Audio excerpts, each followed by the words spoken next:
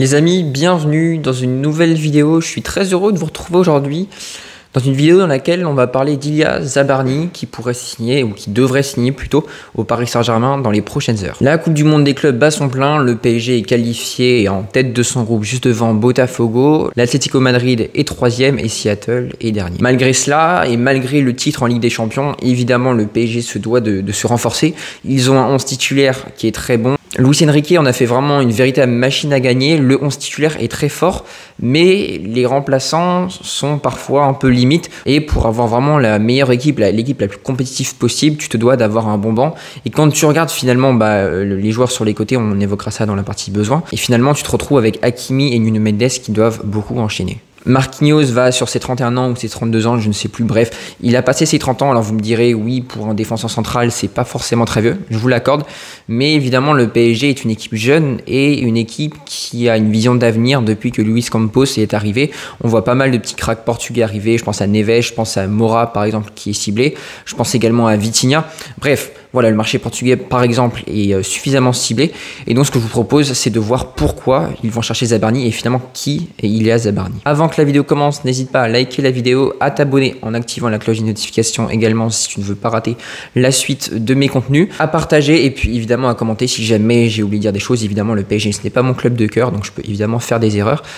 Et en tout cas, je vous souhaite une bonne vidéo. Allez, c'est parti. Une partie besoin, et comme je vous l'ai dit, évidemment, le PSG cherche à préparer l'avenir, mais également avoir un banc meilleur pour être encore beaucoup plus compétitif sur les trois tableaux. Ce que je vous propose, c'est d'avoir le 11 actuel du Paris Saint-Germain. Donc évidemment, là, on a le 11 type avec Doué, Dembélé, Kvara en attaque, milieu à 3 avec Vitinha en 6, Neves et Ruiz un peu plus haut, Mendes, Pacho, Donnarumma, Marquinhos et Hakimi en défense.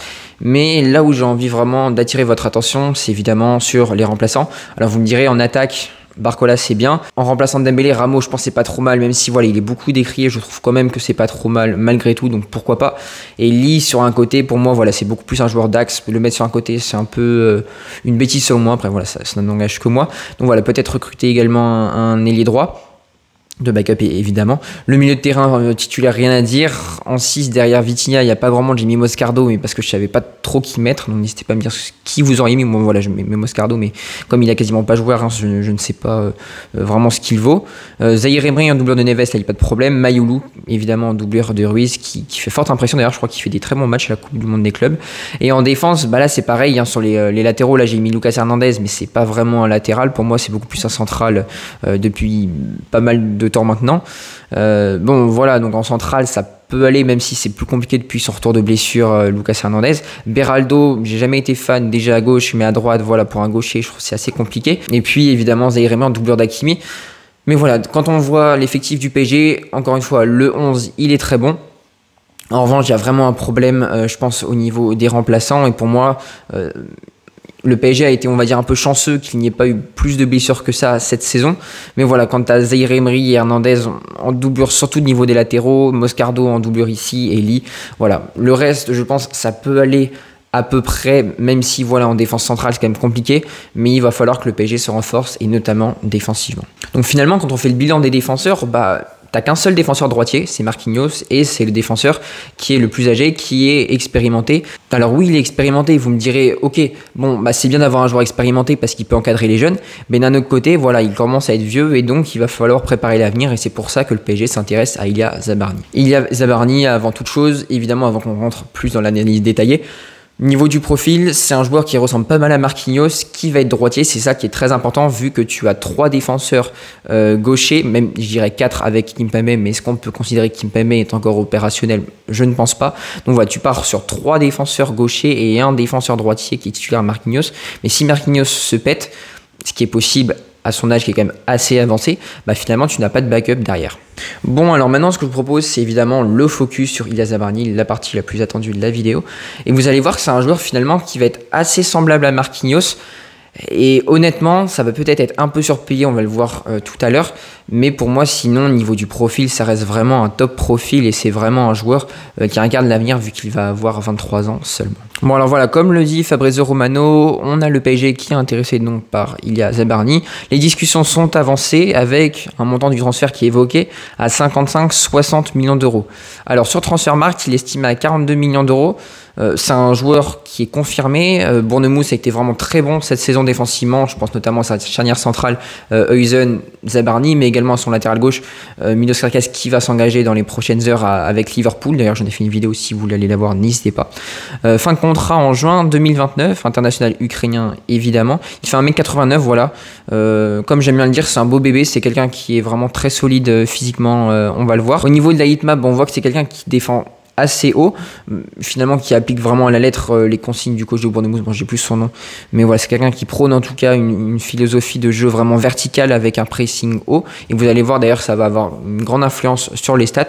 Et finalement, ce que je vous propose, c'est de voir les caractéristiques de ce joueur en vidéo. Bon, alors comme je vous le disais, Zabarni, c'est un joueur qui défend très haut comme le veut son coach, donc on le voit ici notamment face à Arsenal, et on voit que c'est quelqu'un qui est vraiment très physique et qui n'hésite pas à rentrer dans son adversaire, vraiment à lui montrer qui c'est le patron, qu'il est vraiment là. Et ça, je pense que c'est vraiment quelque chose qui est très bien, et c'est une mentalité, à mon avis, qui va plaire à Luis Enrique. On le voit également ici face à Arsenal.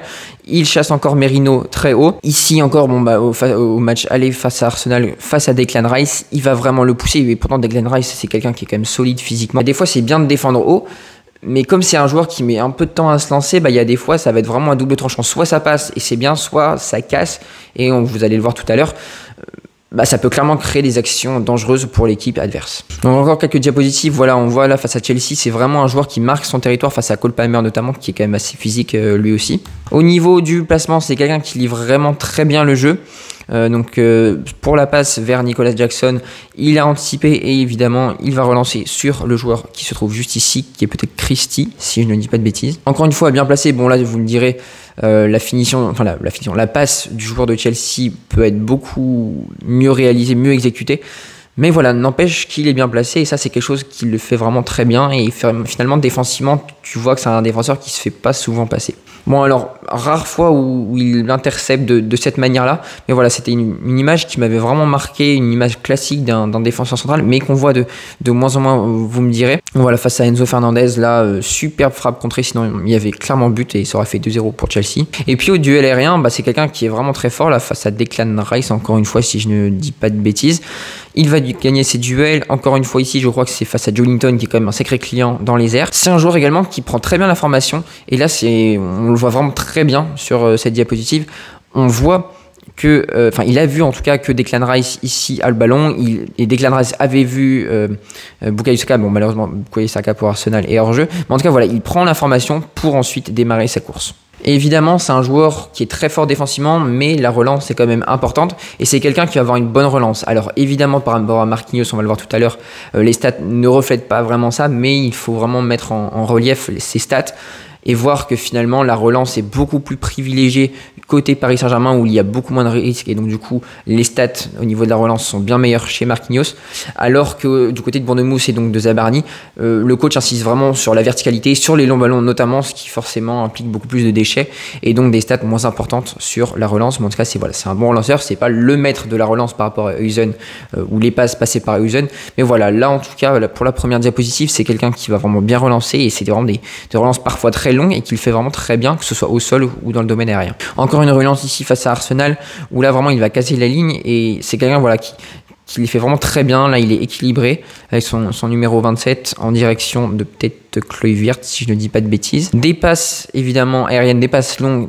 qui fait, on va dire, plus que des passes qui cassent des lignes, mais au sol. Encore une fois, une passe longue ici. Bon, là, c'est vrai que j'ai pas mis la trajectoire bombée, mais en tout cas, voilà, on peut le voir ici. Mais également des changements d'aile avec, du coup, finalement, des transversales avec des ballons aériens. C'est un joueur qui revient à la course. C'est pas quelqu'un qui va vraiment démarrer très. Mais en revanche, sur une longue distance, il va avoir tendance à, la plupart du temps, dépasser ses adversaires.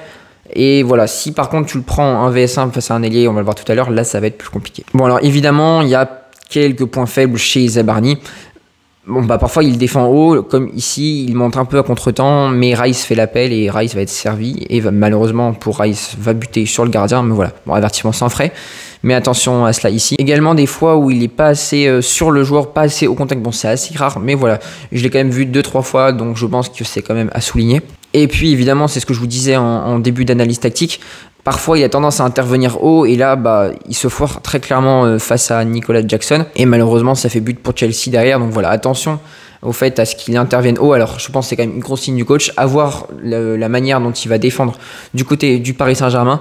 Mais en tout cas, voilà, attention quand même au fait de défendre haut parce que ça peut être vraiment à double tranchant. Il y a des fois où il est également pris de vitesse par les ailiers, en l'occurrence là face à Anthony Gordon. Et voilà, je pense que c'est peut-être un peu son manque de mobilité sur les quelques mètres. Si il a à défendre haut, mais qu'il doit revenir finalement à la course, bon, soit l'autre est vraiment beaucoup plus rapide et il n'y a pas match, mais la plupart du temps, voilà, il va réussir à revenir à la course. Bon, et puis dernière diapositive, il y a des fois, il a tendance vraiment un peu à se débarrasser du ballon et à ne pas relancer propre, en tout cas à ne pas défendre proprement, à mettre le ballon en touche, ou bah là en l'occurrence à le mettre plein axe. Donc voilà, parfois c'est problématique un petit peu.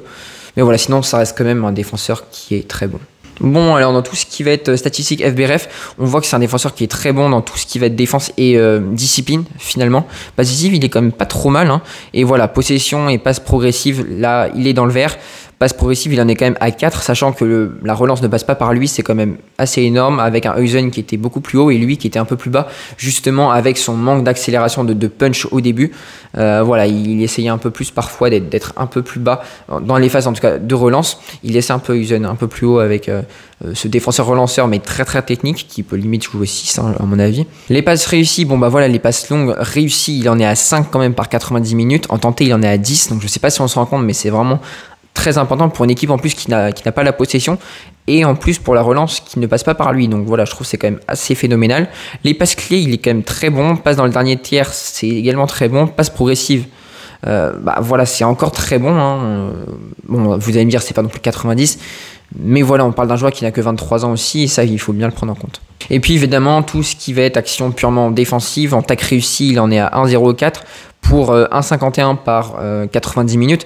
Donc là, encore une fois, c'est très bien. Les interceptions, les tacs plus interceptions, c'est pas mal. Les dégagements, 6. Bon, c'est-à-dire que son équipe est quand même assez souvent mise en difficulté, mais ils ont fait une bonne saison. Et finalement, bah, ça se reflète ici, avec Huijsen en plus, qui a une très très bonne saison.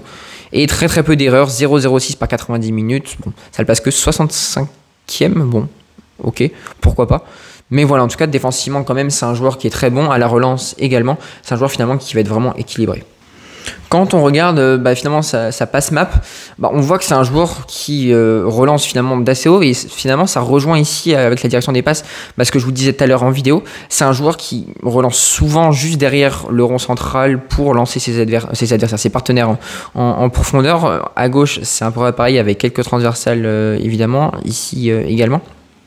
Donc voilà, ça passe map pardon, et je trouve assez intéressante là-dessus. Bon alors, et puis maintenant, quand on compare Zabarni à Pacho et à Marquinhos, bon bah, comme je vous le disais tout à l'heure, avec le style de jeu prôné par le coach de Bournemouth et le style de jeu prôné par Luis Enrique, on a évidemment tout ce qui va être aspect passe qui va être un peu biaisé.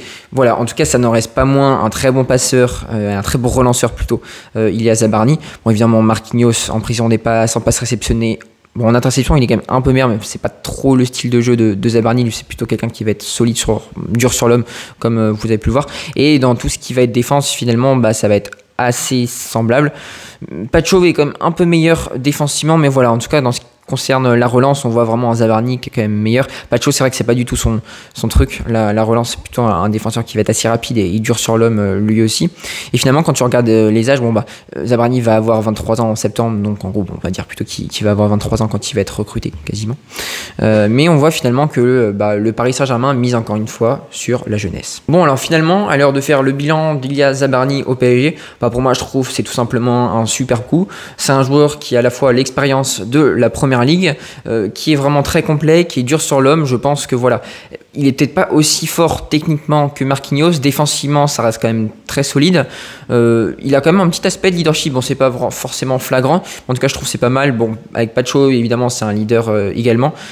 Qui a pas mal de charisme et qui sait se faire respecter sur un terrain, donc ça compte vraiment beaucoup également. Puis quand tu vois les latéraux, bah, ce sont deux défenseurs finalement, Pacho et Zabarni, qui savent vraiment bien défendre, avec finalement Hakimi et Nuno Mendes qui pourront faire les allers-retours finalement à n'en plus finir quoi. Donc finalement, si j'avais à noter le transfert sur une échelle de 1 à 10, bah, je mettrais un bon 8 sur 10. Je ne mets pas 9 parce que le prix pour moi est un peu élevé. Voilà, je pense que je l'aurais plutôt pris aux alentours de 45-50 millions d'euros. Voilà, pour moi, ça aurait été plus justifié. Alors évidemment, vous allez me dire, le marché des transferts est vraiment fou en ce moment et je suis très d'accord, honnêtement. Donc voilà, c'est tout pour aujourd'hui, les amis. N'hésitez pas à liker la vidéo encore une fois si elle vous a plu. N'hésitez pas également à partager la vidéo, à vous abonner et à commenter si jamais j'ai oublié de dire des choses. On se retrouve bientôt pour de nouvelles aventures. Amat de la team. Salut.